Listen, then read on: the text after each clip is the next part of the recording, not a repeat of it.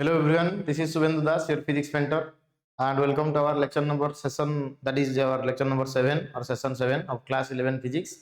And we are continuing our session of our chapter units and measurement, that is available in our class 11 physics, that is our first chapter. So up to session number 6, we have discussed the applications of dimensional analysis, and in session 6 actually we have discussed 3 applications. Okay, so deriving the relation between different physical quantity, that part is actually left. So in this session we will cover up this thing. So now we are heading towards the numerical portion. After solving the numerical, okay, one or two numerical, after that I will discuss the derivation of relations among different physical quantities, and that is based upon the completely based upon dimensional analysis method. Okay, I think it is clear to all of you. Now proceed towards the content.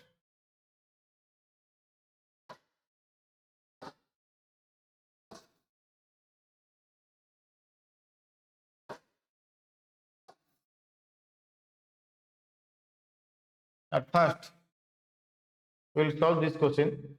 After that we will discuss the next content. Now see, as per the question, it is given that in a given system of units, this is completely new system of unit. 1 unit of mass is 2 kg, 1 unit of length is 5 meter, and 1 unit of time is 5 seconds. Then in this system, 1 Newton represents this. That means we have to convert 1 Newton into another system. वो जो system FPS पे नहीं है या CGS पे भी नहीं है, एक न्यू सिस्टम ऑफ यूनिट. तो first of all what we have to write, यहाँ पे लिखना है हमको फर्स्ट सिस्टम. देखो यहाँ पे हमको लिखना है सेकेंड सिस्टम, एंड यहाँ पे लिखना है हमको फिजिकल क्वांटिटी का डायमेंशन, एंड फोर्स का डायमेंशन हमको पता है 1 1 -2 m1 l1 t -2. तो यहीं से a का वैल्यू 1, b का वैल्यू मिल रहा है 1 एंड c का वैल्यू मिल रहा है -2. एंड फर्स्ट सिस्टम n1 क्या है हमारा, first system is in SI system, and second system क्या है हमारा, second system is completely, it is a new system as per the given question. Second system is completely a new system as per the given question. So we have to convert 1 Newton into new system. तो n1 का value क्या given दे रहा है 1, तो n2 का value हमको पता करना चाहिए. एंड ये जो न्यूटन 1 न्यूटन ये कौन सा सिस्टम पे है, एसआई सिस्टम पे. तो m1 l1 एंड t1 का value we can write in a very easy manner. m1 का वैल्यू हो जाएगा 1 kg, L1 का वैल्यू होगा 1 मीटर, T1 का वैल्यू हो जाएगा 1 second. Like this here M2 L2 T2 कितना होगा, M2 L2 and this is T2. देखो क्वेश्चन को देखो, M2 क्या गिवन दे रहा है न्यू सिस्टम पे 2 kg, तो you have to write 2 kg. Then L2 का वैल्यू क्या दे रहा है 5 मीटर, तो simply mention 5 metre, and T2 का वैल्यू दे रहा है हमको 5 सेकेंड, तो 5 सेकेंड. तो as per the formula we know N2 value कितना होगा n1 into m1 by m2 power a, m1 by m2 whole power a, then l1 by l2 इसका power कितना होगा b, and t1 by t2 इसका power कितना होगा, ये तो आपको पता है एक्चुअली. n1 का वैल्यू क्या दे रहा है 1, m1 by m2 1 kg by 2 kg, so 1 kg divided by 2 kg. इसका पावर कितना लिखना है हमको 1, a का वैल्यू 1, देन क्या दे रहा है देखो 1 मीटर डिवाइडेड बाई 5 मीटर, तो 1 metre divided by 5 metre, and power कितना होगा, पावर होगा b का वैल्यू क्या है 1, and 1 second by 5 second, t1 by t2 1 second by 5 second, power कितना -2. आई थिंक यहाँ तक आराम से समझ पाओगे. तो केजी केजी कैंसिल होने के बाद 1 बाई 2 का पावर कितना 1, दैट इज 1 बाई 2. ये पे भी देखो ये हो गया 1 बाई 5, एंड 1 बाई 5 का पावर -2, दैट मीन्स ये हो गया हमारा 10, ये हो गया 5 का स्क्वायर दैट इज 25. तो आंसर क्या आ रहा है हमारा, n2 का वैल्यू आ रहा है 25. Thus we came to know that 1 Newton, sorry 25 by 10 that is 2.5. So 1 Newton is equal to 2.5 in new system of unit. New system of unit. So in this way we have to proceed the numerical. I think this is very very clear to all of you. Next we will discuss ये तो conversion हो गया from one system to another system, चाहे वो CGS to SI हो या SI to CGS और SI to any new system of unit और CGS to any new system of unit. कोई भी क्वेश्चन तुमको मिल जाएगा क्वेश्चन पेपर में, देखो इसी रिलेटेड क्वेश्चन ही अवेलेबल होगा। नेक्स्ट क्या है हमारा, derivation of relations between unknown physical quantity. देखो इसका थ्योरी पार्ट में कुछ भी नहीं है, डायरेक्ट हम लोग न्यूमेरिकल के पास चलेंगे। तुमको ऐसा कुछ दिखाई देगा क्वेश्चन पेपर में, एक लैंग्वेज पार्ट में तुमको क्वेश्चन अवेलेबल होगा क्वेश्चन पेपर में। एक्चुअली आई थिंक दिखाई दे रहा है, यहाँ पे मैं इसको प्लेस कर रहा हूँ, देखो the screen is clear to all of you, दिखाई दे रहा है। तो derivation of unknown physical relation, question क्या दे रहा है देखो, तो centripetal force acting on a body moving in a circular path depends on mass of the body, velocity of the body and radius of the circular path. So find an expression or what expression of centripetal force by the method of dimensional analysis. Dimensional analysis method को use करके ये तीनों के बीच में relation हमको establish करना चाहिए। तो who depends upon whom, as for the question पहले फोकस करो, who depends upon whom, centripetal force depends upon three things. So as for the question देखो, आज फॉर द क्वेश्चन ये सेंट्रीपिटल फोर्स को F मान लो, let the centripetal force F, mass of the body उसको मान लो m, then velocity of the body उसको मान लो v and radius of the circular path let it be. तो who depends upon whom as per the given question. तो यहाँ पे ऐसे लिखना चाहिए हमको, given that F depends upon mass of the body, F depends upon ये centripetal force को FC ले जाओ, FC, यस, देन हमारा velocity of the body v and radius of the circular path r। लेकिन क्वेश्चन से ये पता नहीं है m के ऊपर डिपेंड कर रहा है, that means f proportional to m का पावर 1 भी हो सकता है, m का पावर 2 भी हो सकता है, m का पावर -1 -2 -3 कोई भी नंबर हो सकता है, ओके, फ्रैक्शन भी हो सकता है। लेकिन ये क्वेश्चन से ये पता नहीं है actually what is the power of a, तो कौन सा पावर के साथ डायरेक्टली प्रोपोर्शनल, m का पावर 1 के साथ या -1 के साथ, 2 के साथ या -2 के साथ, तो ये तो पता नहीं हमको। So in order to avoid this thing confusion, so we have to place the power a, v power b and r power c. So इसको कंबाइन करके हमको क्या लिखना चाहिए, f proportional to m power a, v power b, then r power c. So we can say that f is equal to m power a, sorry f is equal to, ये proportionality symbol को हटाकर equal to sign attach करने से एक proportionality constant हमको attach करना चाहिए। So what is के एक प्रोपोर्शनलिटी कांस्टेंट, लेकिन उसके पास डायमेंशन नहीं है, ओके। सो के is dimensionless proportionality constant. Why, dimension होने से क्या होगा, ये डायमेंशन अटैच होने से ये फोर्स 4 फैक्टर के ऊपर डिपेंड करता है, लेकिन as per the question force depends upon 3 factors. इसका डायमेंशन ले जाने से क्या होगा, एक डायमेंशनल वेरिएबल ले जाने से क्या होगा, उसका 4 फैक्टर के ऊपर फोर्स डिपेंड करेगा, जो कि क्वेश्चन में अवेलेबल नहीं है। So question is telling that force depends upon 3 factors. So F is equal to K, M power A, M power A, V power B, then R power C. So here K is dimensionless proportionality constant. Dimensionless proportionality constant. Dimensionless proportionality constant. Very good. So in this question, at last we have to find what? We have to find the value of ABC. After the calculation of ABC, you will get the answer. Let us think that this is your equation 1. इसके बाद क्या करना चाहिए हमको, इसके बाद तुमको principle of homogeneity को अप्लाई करना चाहिए। तो as per principle of homogeneity, तो फ्रॉम प्रिंसिपल ऑफ होमोजेनिटी यहाँ पे मैं लिख रहा हूँ, तो from principle of homogeneity, principle of homogeneity और applying principle of homogeneity, dimension of LHS क्या होगा, डायमेंशन ऑफ आरएचएस के साथ बराबर। तो एलएचएस में क्या है, अभी फोर्स अवेलेबल है, सो फोर्स का डायमेंशन में लिख रहा हूँ 1 1 -2 डायमेंशन। ये तो हमारा डायमेंशन लेस हो गया। मास का डायमेंशन क्या है, मास का डायमेंशन हमको पता है m पावर 1, उसका होल पावर क्या है a, देन वेलोसिटी का डायमेंशन क्या है L1t-1, देन उसका पावर क्या है अभी v, देन r का पावर क्या है अभी बोलो, आर का पावर बोल रहा हूँ, आर का डायमेंशन L1, रेडियस का पावर, रेडियस का डायमेंशन L1, ये पावर C हो जाएगा। तो इसको सॉल्व करने से क्या पता चला, m power 1 L power 1 T power -2।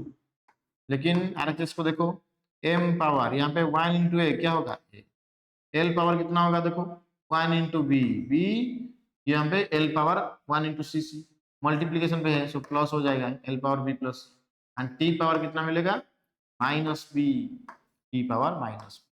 Then comparing both sides, on comparing के बाद कंपेयरिंग बोथ साइड्स को हम लोग कंपेयर करना चाहिए।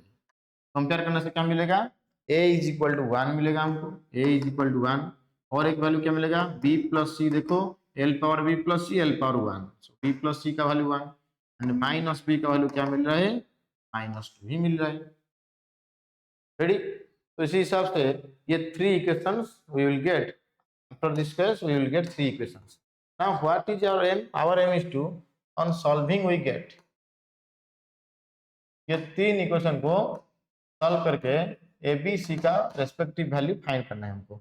यहाँ पे तो ए का वैल्यू पता चल रहा है, ए का वैल्यू 1 ही मिल रहा है, minus B equal to -2, so B का वैल्यू क्या मिल रहा है हमको 2, एंड बी प्लस सी 1, तो सी का वैल्यू क्या है 1 माइनस बी, तो 1 माइनस 2 क्या है -1। देखो ए बी सी का रेस्पेक्टिव वैल्यू मिलने के बाद सिंपली ये इक्वेशन पे पुट करना चाहिए, पुट करने से बाद डायरेक्ट आंसर मिल जाएगा। So equation 1 becomes B, equation 1 क्या हो जाएगा, equation 1 becomes F C is equal to K M power A V power B then R power C, K M power 1 भी पावर बी का वैल्यू क्या है 2, are power कितना -1, simply we can write it as K M V square by R. This is our required expression and this is as per the dimensional analysis. तो this is our answer as per the dimensional analysis. देखो initially question में क्या दिया था, initially given question पे ये था centrifugal force depends upon certain factors, and उसी चीज को बेस करके we have to derive this type of equation.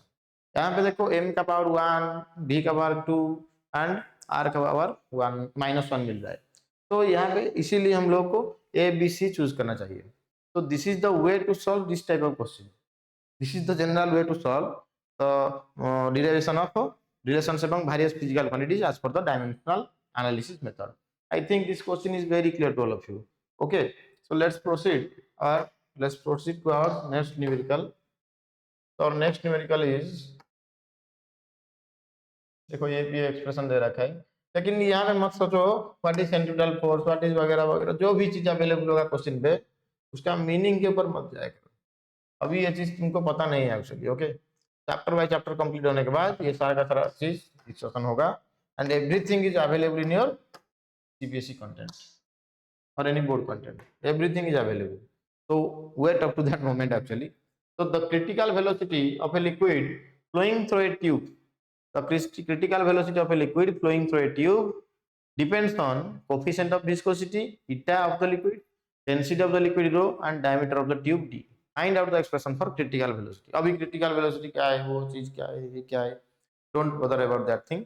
तो simply we have to write critical velocity को मैं लिख रहा हूँ वी सी, तो as per the question according to question और गिवन जो भी लिखो, given critical velocity depends upon क्या दे रहा है coefficient of viscosity, then it depends upon density rho of the liquid and it depends upon diameter of the tube. तो power ले जाएंगे ए बी, तो simply we can write V C proportional to eta to the power a and rho to the power b then d to the power c.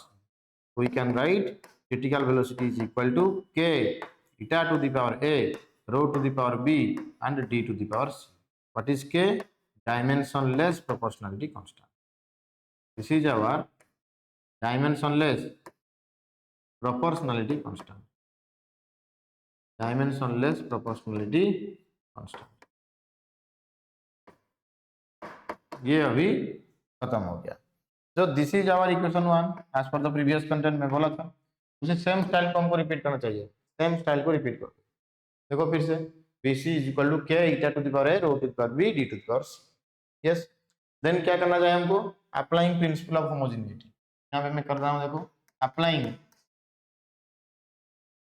Principal of homogeneity, applying principle of homogeneity.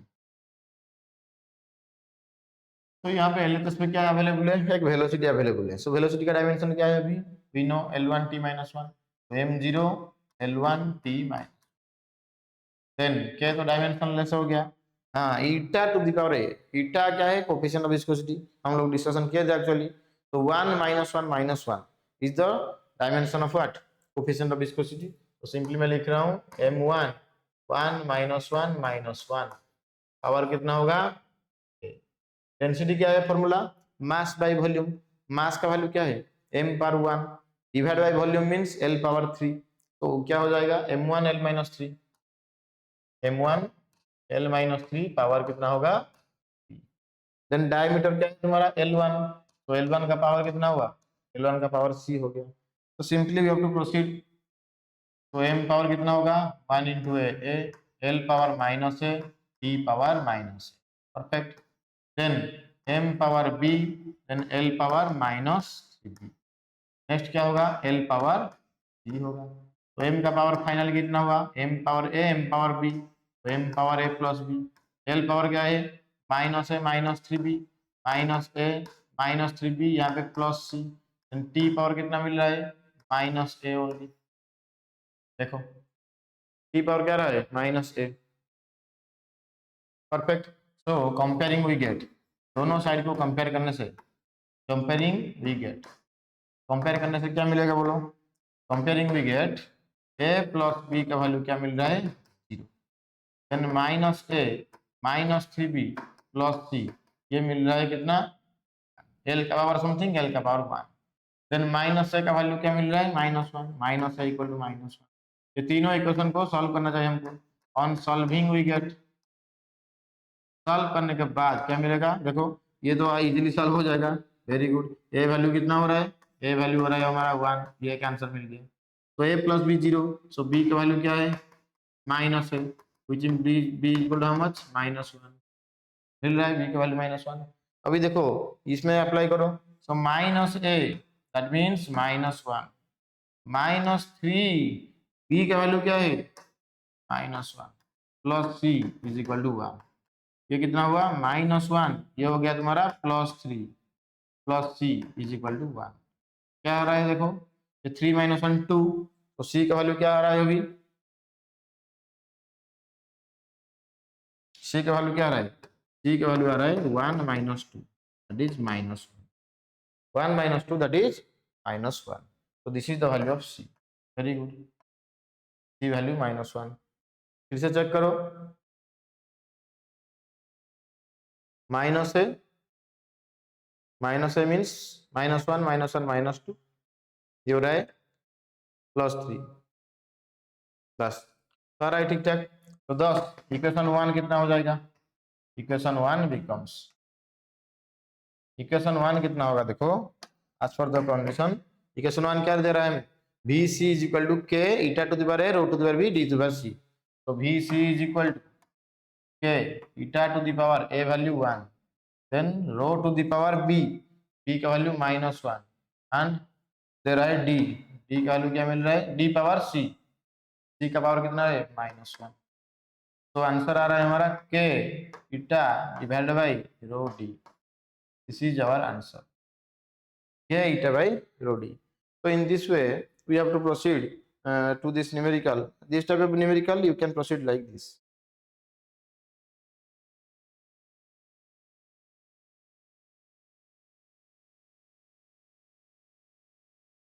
फिर से check करना है, देखो T का value क्या आ रहा है, यहाँ पे तो टी का वैल्यू माइनस है ना, सही तरीके से लिखा हूँ, परफेक्ट। देखो इसके बाद wait up to 1 moment,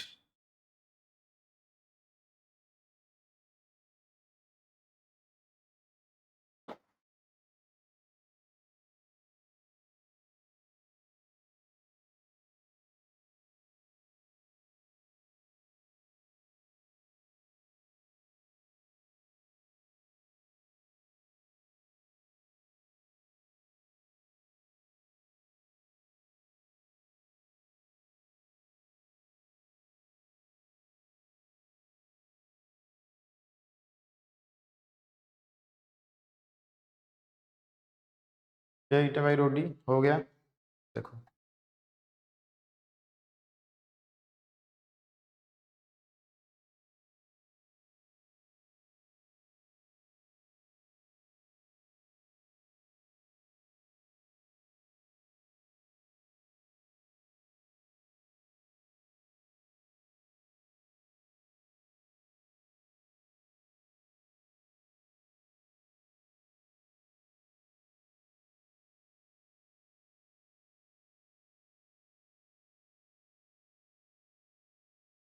so next question के पास हम लोग चलेंगे अभी। Now will proceed towards our next question. इसका आंसर क्या देखो,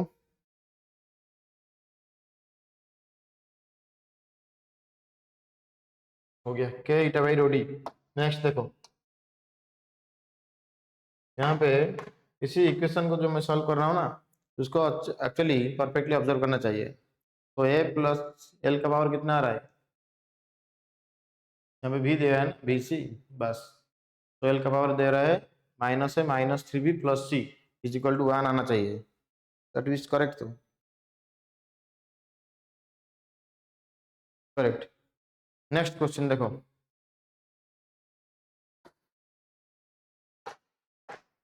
नेक्स्ट पार्ट इसी तरीके का क्वेश्चन तुमको सॉल्व करना चाहिए एक्चुअली। एंड मैं I will try my best to attach all the numericals okay related to this content. Next process में देखो, नेक्स्ट कंटेंट में हम लोग डिस्कशन करेंगे अभी। और एक न्यूमेरिकल करोगे, इसको करो, सॉल्व करो, पता चलेगा। फ्लोर दिखाई दे रहा है शायद, क्वेश्चन दिखाई दिया, रीड कर रहा हूँ क्वेश्चन को, अच्छे से पढ़ो। Considering density, frequency and velocity as fundamental quantities, find the dimension of force. Considering density, frequency and velocity as fundamental quantity, find the dimension of force. तो फोर्स किसके ऊपर डिपेंड कर रहा है अभी, force depends upon density, then frequency and velocity. So rho to the power a, f to the power b, v to the power c. So we can write this as, so f is equal to k rho to the power a, f to the power b and v to the power c. This will be our equation 1. This is our equation 1. हो गया। तो principal of homogeneity apply करेंगे अभी। f dimension कितना होगा, that means k तो dimensionless proportionality constant, rho dimension power a, f dimension power b, then v dimension power.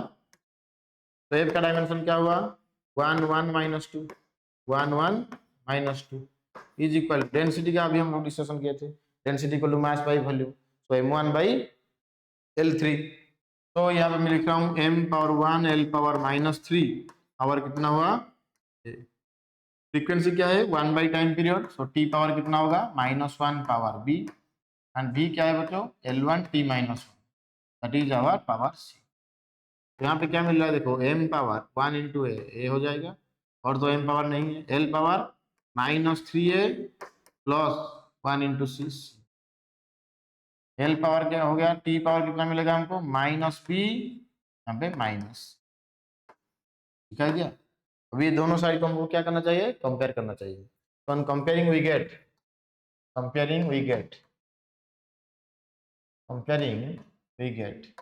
तो what you will get, a का वैल्यू क्या मिल रहा है, a is equal to 1, -3a plus c is equal to 1, -3a plus c is equal to 1, और क्या चीज available है, -b minus c is equal to -2, -b minus c is equal to -2। I think it is clear. तो a का value 1 होने से क्या होगा, सॉल्विंग वी गेट, सॉल्व करने से क्या मिलेगा देखो, सॉल्विंग वी गेट, a का वैल्यू 1 मिल गया, देन ये हो जाएगा, ये इक्वेशन क्या होगा देखो, -3 into 1 plus c is equal to कितना 1, दैट मीन्स c का वैल्यू क्या मिल रहा है 1 प्लस 3। मिस्टेक हुआ क्या देखो फिर से, find the dimension of force, f का डायमेंशन 1 1 -2, परफेक्ट। तो देन डेंसिटी का क्या हुआ, mass by volume, mass m1 by volume l3, l power -3, frequency 1 by time period t power -1 power b, then velocity perfect. क्या आ रहा है अभी L1 T minus one power C। तो 1 1 माइनस टू एफ का डायमेंशन। एंड यहाँ पे क्या मिल रहा है हमको, देखो m power a, very good. Then l power कितना आ रहा है -3a plus c, perfect. And t power कितना आ रहा है -b, यहाँ पे -c। तो a का वैल्यू आ रहा है हमारा 1, -3a plus c is equal to कितना, -3a plus c, that is 1। And -b - c क्या आ रहा है -2, परफेक्ट। तो -b - इक्वल टू -2 हो गया। तो यहाँ पे c का वैल्यू क्या मिल रहा है हमको 1 + 3a, 1 + 3a means 1 + 3 that is 4। Then हमारा b का आंसर क्या मिलेगा हमको, यहीं से ये फॉर्मूला से b का आंसर क्या मिलेगा देखो। तो यहाँ पे माइनस कॉमन ले जाने से क्या होगा, minus of b - c, b + c, minus of b + c is equal to कितना -2। b + c कितना आ रहा है, b + c is equal to 2। तो b का आंसर हमारा आ रहा है c माइनस 2 - c, 2 - 4 कितना आ रहा है, 2 - 4 आ रहा है -2। So let me check whether this answer is correct or not. Okay, wait.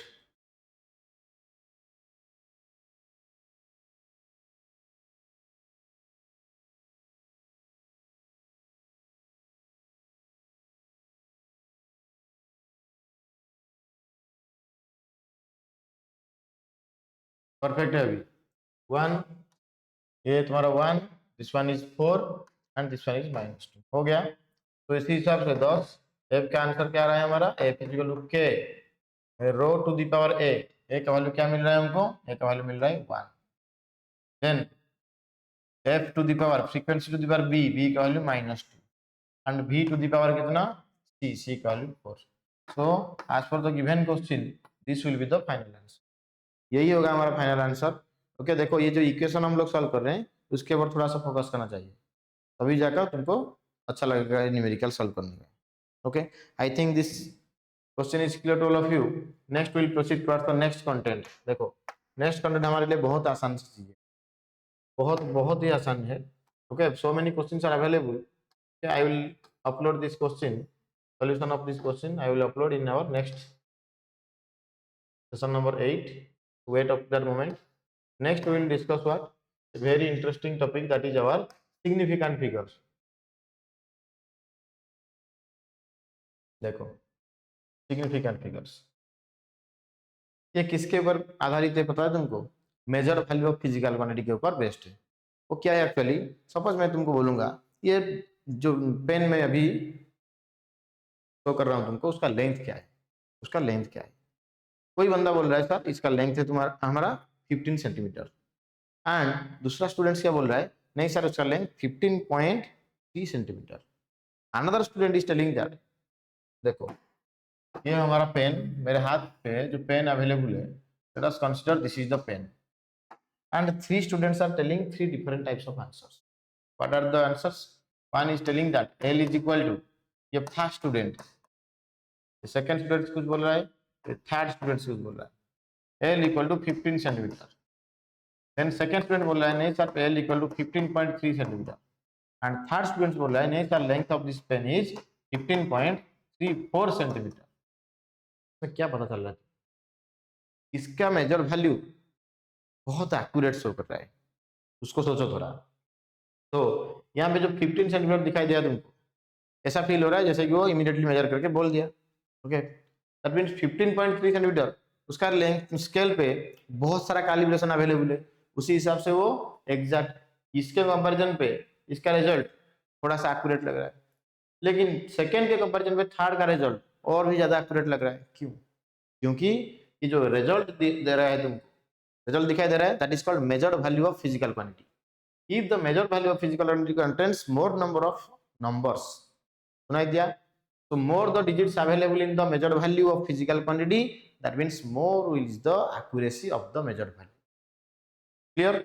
I think it is clear to all of you. So significant figure क्या दे रहा है actually, number of digits in which we have confidence in the measured value of physical quantity. तो ऐसे सोचो, so what is significant figure? It represents it represents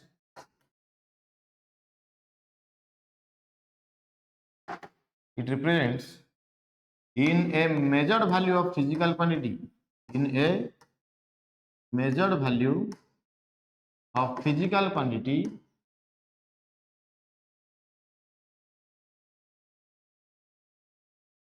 the number of digits in which we have confidence, the number of digits in which we have confidence. तो ज्यादा confidence ये result से ही पता चल जाएगा, that's the point.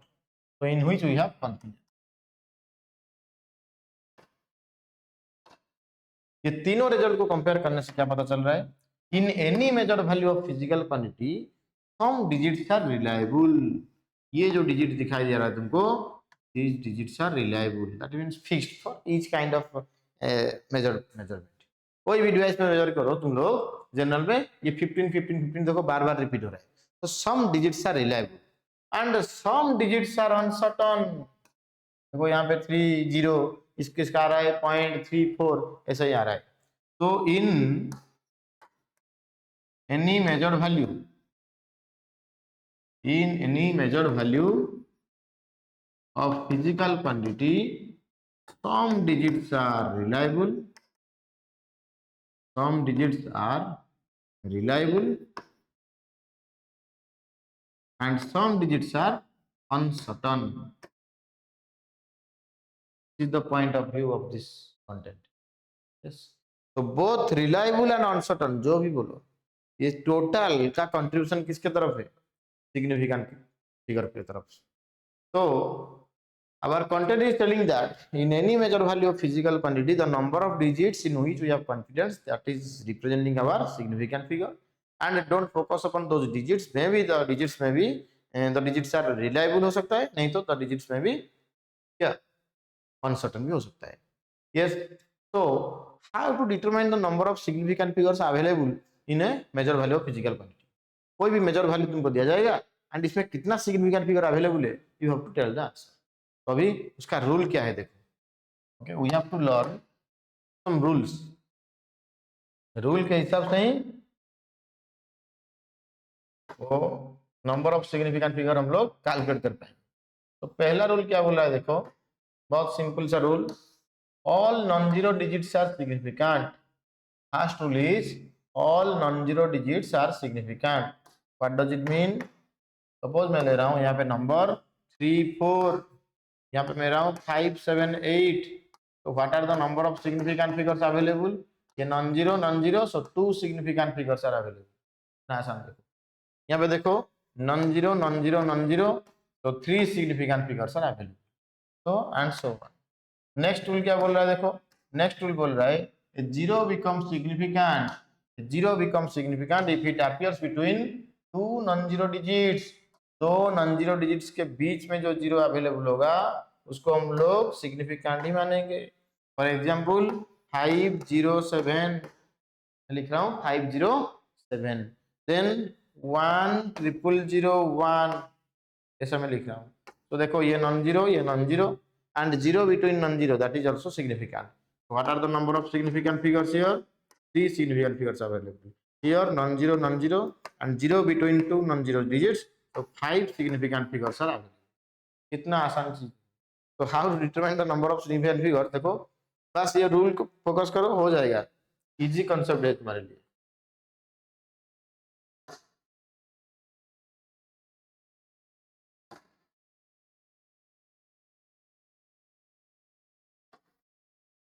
Next rule क्या बोल रहा है? A leading zeros or zeros placed to the left of the number are not significant. Leading zeros are not significant. ऐसे याद रखो, leading zeros are not significant. Suppose मैं बोल रहा हूँ example 0.053. What are the significant figures available? then मैं बोल रहा हूँ 0.0503, 0.000100101. कितना? हाँ, तो यहाँ पे देखो ये leading zeros are not significant, non zero, so 2 significant figures. Leading zeros are not significant, non zero, zero between two non zero digits, that is significant. So three significant figures. देखो leading zeros are not significant, non zero, non zero, non zero, zero between non zero. So five significant figures are available in the third example. In this way we have to find. Simple, बहुत simple, लेकिन उसका application के ऊपर focus करना चाहिए. Yes, तो ये class 11 पे ऐसा मत सोचो ये बहुत सिंपल सा कंटेंट अवेलेबल है, हम लोग इजीली इसको ग्रास्प कर देंगे. तो एप्लीकेशन नहीं बेहतरीन वे पे अप्लाई होगा. तो wait up to that.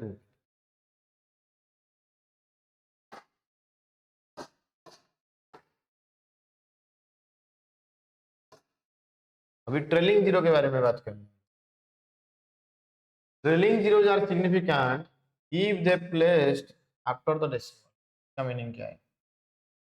Trailing zero का मीनिंग क्या है? बाद में जो जीरो होगा. सपोज मैं एग्जांपल दे रहा हूँ, एग्जांपल के साथ चलो आराम से समझ पाओगे. अभी मैं बोल रहा हूँ 0.05030. तो यहाँ पे सिग्निफिकेंट फिगर्स कितना अवेलेबल है?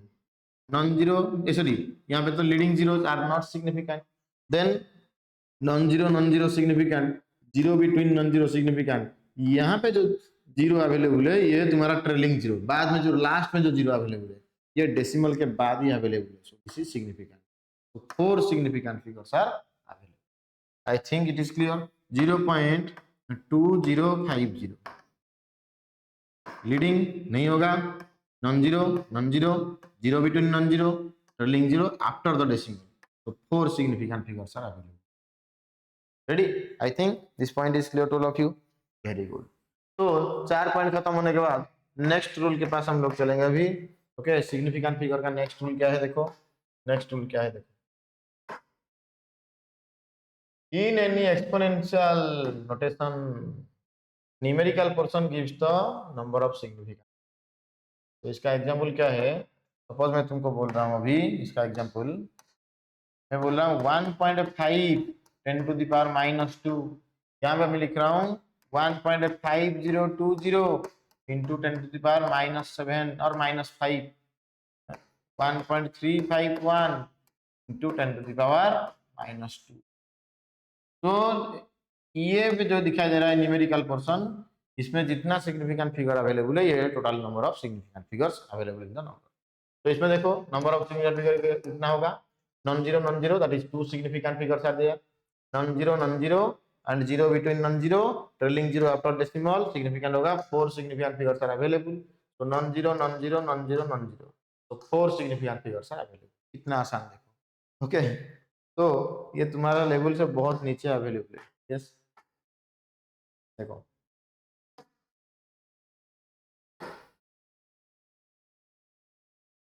ये एक अच्छा पॉइंट है actually. The terminal zeros in a number without a decimal point are not significant.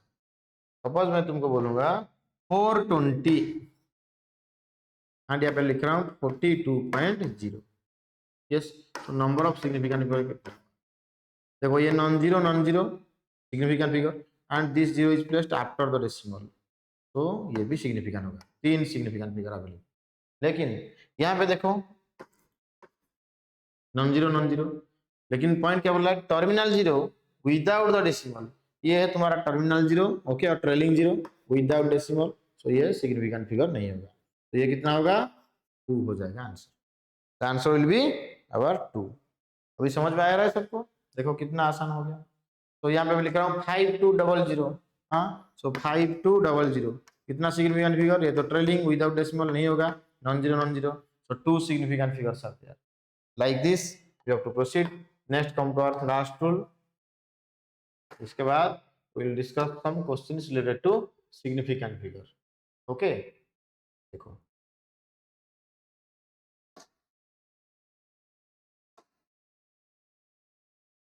the exact number appearing in any mathematical formula has infinite significant figure. Suppose मैं बोल रहा हूँ ये एक रेक्टेंगल, एंड इसका लेंथ क्या है? l, इसका ब्रेड्थ क्या है? b. मैं बोलूँगा उसका पेरीमीटर क्या है बच्चों? तो पेरीमीटर क्या लिखोगे? 2 इंटू l प्लस बी. तो दुनिया में कोई भी रेक्टेंगल ले जाओ उसका फॉर्मूला भी क्या है? 2 इंटू एल प्लस बी. जो 2 अवेलेबल है ना, ये 2 नंबर, इसको हम लोग लिखेंगे 2.0 भी लिख सकते हैं. 2.00 भी लिख सकते हैं, 2.000 ऐसे लिख सकते हैं। हाँ, तो इसमें कितना सिग्निफिकेंट फिगर? ओनली 1। ऐसे लिखने से 2 सिग्निफिकेंट फिगर हो गया, ऐसे लिखने से 3 significant figure. Trailing zero but after decimal significant होगा 4 होगा। ऐसे कितना हो पाएगा? इनफाइनाइट। तो it has infinite significant figure. इसका कांसेप्ट पता हो गया। So the exact number appearing in any mathematical formula has infinite number of significant figures. Okay, the perimeter of a square 4a, 4 into side. So क्या होगा? 4 has infinite significant figures. This 4 can be written in this way. Infinite number of significant figure हो सकता है। तो इसी हिसाब से ये हो गया तुम्हारा क्या? सिग्निफिकेंट फिगर का कंटेंट खत्म हो गया। Then proceed towards some question related to significant figure. तभी जाकर ये तुमको अच्छा लगेगा एक्चुअली।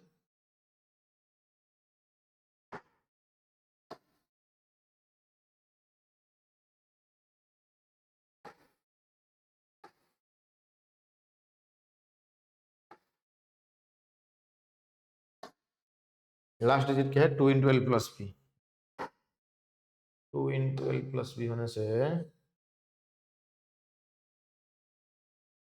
हाँ,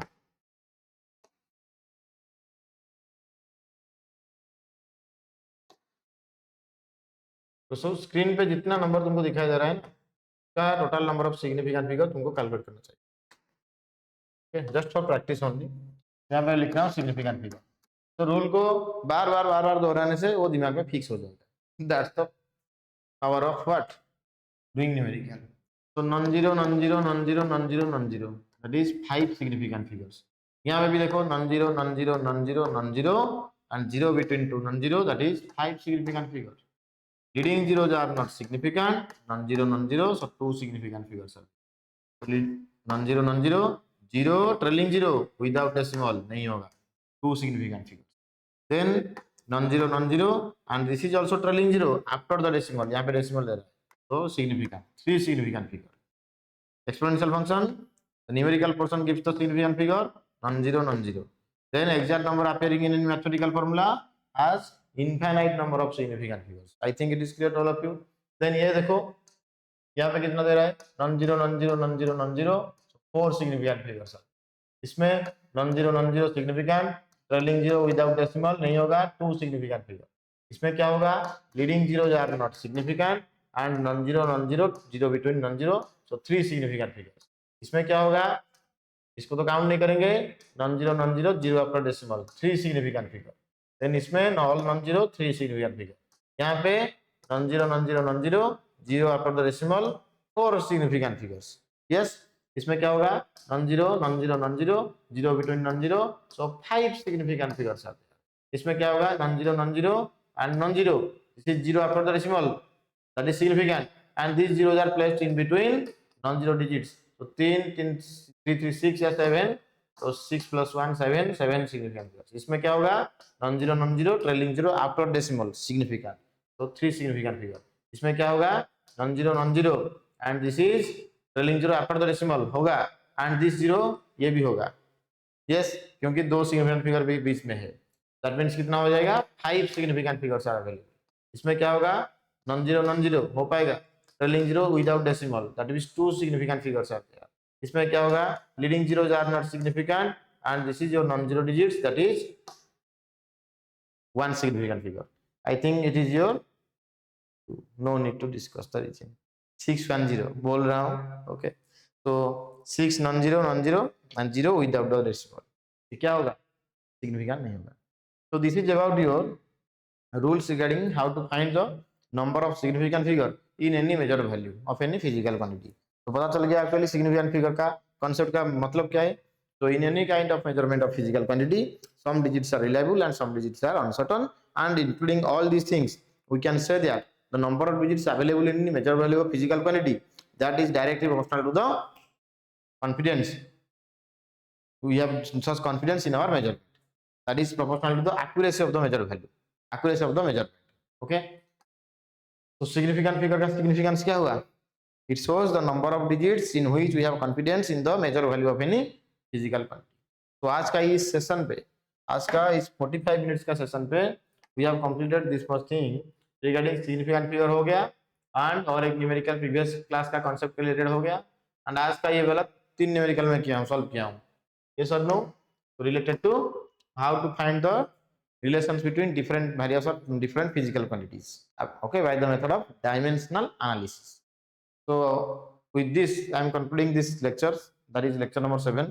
So in our lecture number 8, basically we will focus on rounding off and guidelines to write the unit, rounding off, and mathematical operation, that is addition, subtraction, multiplication, division. Okay, I am trying my best to conclude this chapter in our session number 8.